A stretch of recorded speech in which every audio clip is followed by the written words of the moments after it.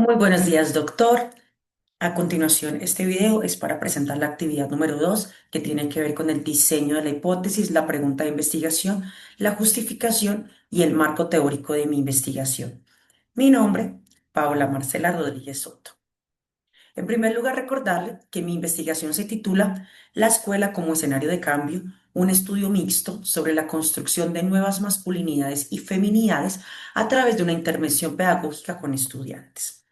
En primer lugar, mi hipótesis establece que el desarrollo de una investigación pedagógica orientada a la reflexión crítica sobre nuevas masculinidades y feminidades contribuye a la transformación de los imaginarios, actitudes y prácticas de carácter ortodoxo, heteronormativo y patriarcal que configuran dichas construcciones en estudiantes de grado noveno de la institución educativa Carlos Ramón Repiso del municipio de San Agustín. Conforme a esta hipótesis, a lo planteado en lo que tiene que ver con el problema, mi pregunta de investigación es cómo experimentan y expresan los estudiantes de la institución educativa Carlos Ramón Repiso de San Agustín sus masculinidades y feminidades y de qué forma se modifican estas percepciones y prácticas luego de una intervención pedagógica. Recordarle que la idea es hacer un estudio previo, tanto de manera utilizando técnicas cualitativas y cuantitativas, como un estudio posterior con el fin de verdad de poder revisar esas transformaciones que se puedan presentar en los estudiantes. Como objetivos tengo en primer lugar un objetivo general, comprender la configuración y evolución de las masculinidades y feminidades en los estudiantes de grado noveno de la institución educativa Carlos Ramón Repiso de San Agustín a partir de una intervención pedagógica, integrando enfoques cualitativos y cuantitativos para analizar los cambios en imaginarios, actitudes y prácticas en el género. Dentro de los objetivos específicos tengo en primer lugar explorar los imaginarios, percepciones y significados que los estudiantes atribuyen a las masculinidades y feminidades antes de la implementación de una intervención pedagógica. Como segundo objetivo, analizar los cambios en actitudes, prácticas y representaciones de género que se producen en los estudiantes como resultado de la intervención pedagógica, integrando evidencia cualitativa y cuantitativa. Y finalmente, examinar los factores pedagógicos y contextuales que facilitan o limitan la transformación de las masculinidades y feminidades en el entorno escolar. Todo lo anterior, pensando que este estudio tiene una relevancia, puesto que todo lo que tiene que ver con la reflexión sobre género, las reflexiones críticas, la reflexión sobre las estructuras simbólicas que generan subordinación, violencia, que generan marginación dentro de una sociedad que ha naturalizado y ha privilegiado la violencia, es muy importante y precisar todas esas transformaciones que se puedan generar para tener sociedades más justas y equitativas hace que sea un estudio relevante. Además de eso, que los conceptos de masculinidad y feminidad dentro de la perspectiva de la teoría de género tienen una reconfiguración constante. Son conceptos en transformación, tienen una esencia que permite generar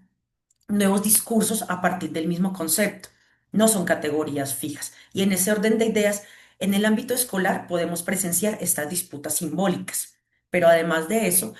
este estudio nos va a permitir que se puedan generar políticas públicas, ya sea a nivel institucional y, por qué no, más allá de la institución educativa como tal,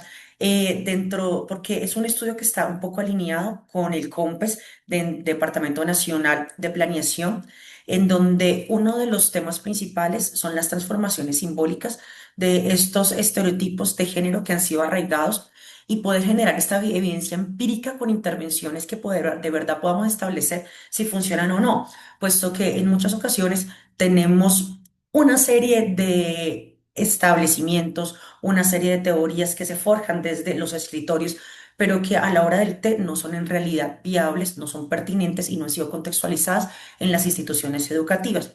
También es pertinente teniendo en cuenta que la escuela es un ente socializador y en convergencia, es un pequeño microcosmos en donde podemos encontrar todas las diferenciaciones y todas las particularidades que tiene la sociedad como tal. Tenemos que estos hallazgos pueden favorecer a la comunidad educativa sujetas del estudio. Asimismo, es una investigación innovadora, puesto que son conceptos innovadores no solamente en el territorio, sino también que, aunque han tomado bastante fuerza, aún siguen en el marco de una experimentación, en el marco de un conocimiento mayor y profundo que se pueda tener. En ese orden de ideas tendríamos que también va a haber desarrollo académico de las comunidades y del municipio como tal. Finalmente, es un proyecto factible porque tenemos acceso a los participantes dentro del marco de la ética y la responsabilidad. En el marco teórico, tenemos un marco teórico basado especialmente en lo que es la adolescencia en primer lugar, entendiendo que la adolescencia es una construcción sociocultural que en donde genera una identidad en donde los estudiantes empiezan a forjar su personalidad y en ese orden de ideas donde hay un conflicto psicosocial muy particular, tal cual como lo explica Erickson, pero además de eso, que se empiezan a generar unas diferenciaciones significativas de género. Y en ese orden de ideas, la escuela debe dejar de ser una reproductora de estereotipos. Tenemos entonces que este es el momento preciso para generar esas transformaciones, que los adolescentes, principalmente los que están en este grado, puesto que son los adolescentes entre más o menos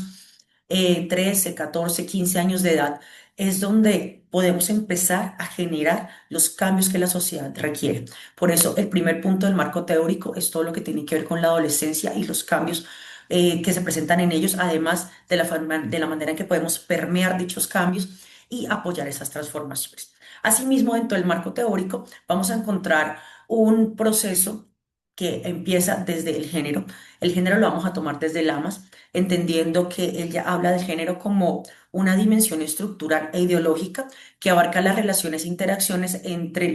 los sexos, pero además de eso, hablamos con Connell y Parson porque es un proceso dinámico y susceptible de cambios. Acá es muy importante entender que el género es una construcción social multidimensional. ¿Eso qué quiere decir? Que no solamente una cuestión de identidad, sino además de eso, se trata de asumir ciertos roles que están establecidos a nivel político, a nivel económico, a nivel social, cultural, biológico, pero que además de eso existen múltiples formas de expresarlo y múltiples formas de vivir estas identidades de género.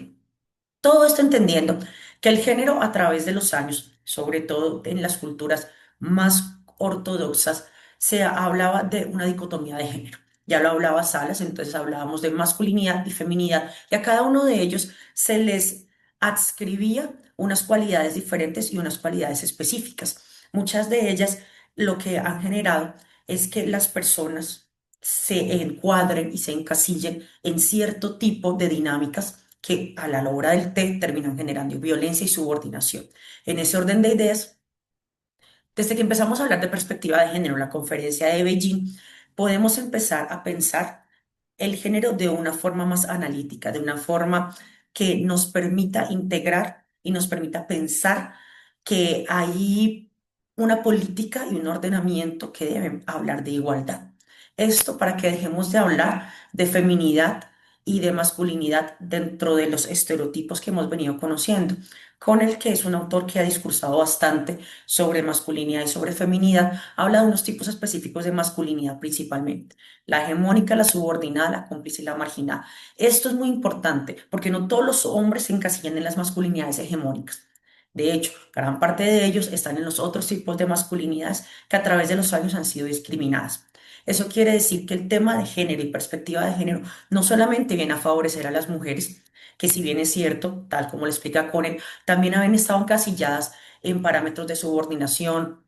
en parámetros de mujeres que deben acomodarse a las expectativas de la sociedad y que eso ha generado obviamente grandes problemas a nivel social, sino que también los hombres se han visto